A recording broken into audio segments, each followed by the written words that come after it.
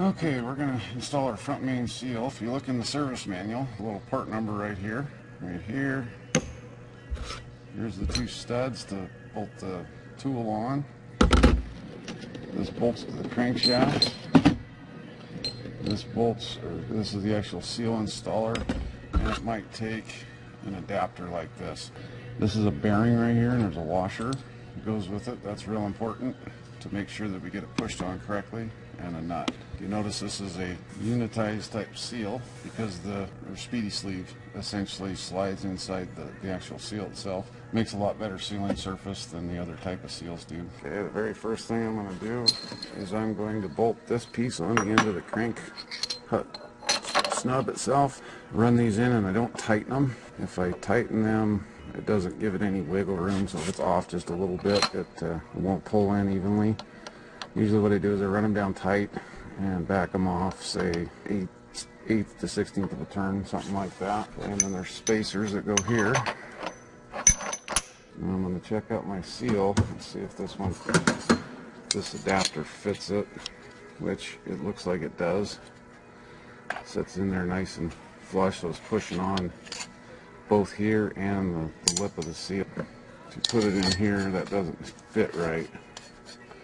So we're going to go back to the other piece. What I'm going to do is put it up here.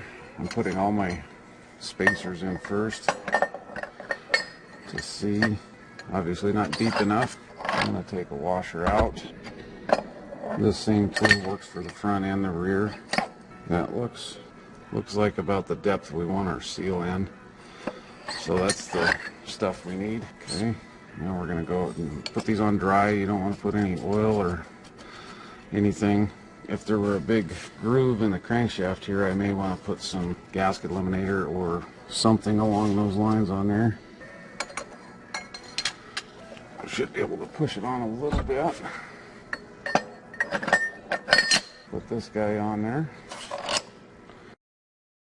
I'm going to go ahead and run this in with my... I've done it with an impact. This way is a little bit better because if it hangs up, you can feel it.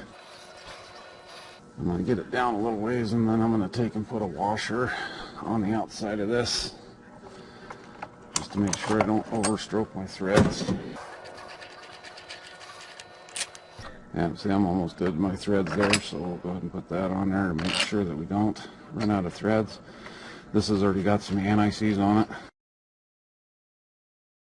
Just going to run this down until it's tight, and my front main seal is installed. I'm going to back this off and make sure that it looks like it's correct.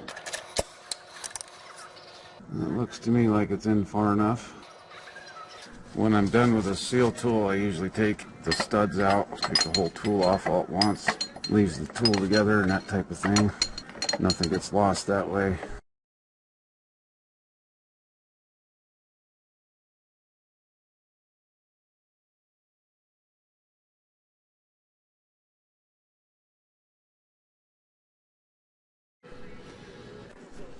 Okay, I'm going to go ahead and install my vibration dampener. So you can see what I'm doing. Slip that up in there. Crank pulley goes up on top of it. Put some guide studs in there to help hold it. Or my folding tool, the same one I used. Says to put some international compound on the bolts, which I've already done. The same for the rear bolts. There's only 6 on this one. And it torques 134 to 155. So I'm going to go to 134 because I lubed them. Just going to buzz these down quick. Could torque it with the impact, but I don't trust that. That's a pretty heavy piece to come flying off of there. Another thing to look for on the dampener, see how some of the paint's missing off this one? That's enough to justify replacing it. I would normally replace this one due to that scratching, but you want to look for dings, nicks, burrs, any of that kind of stuff. Because like I say, if it's dinged up, it'll vibrate, won't work correctly.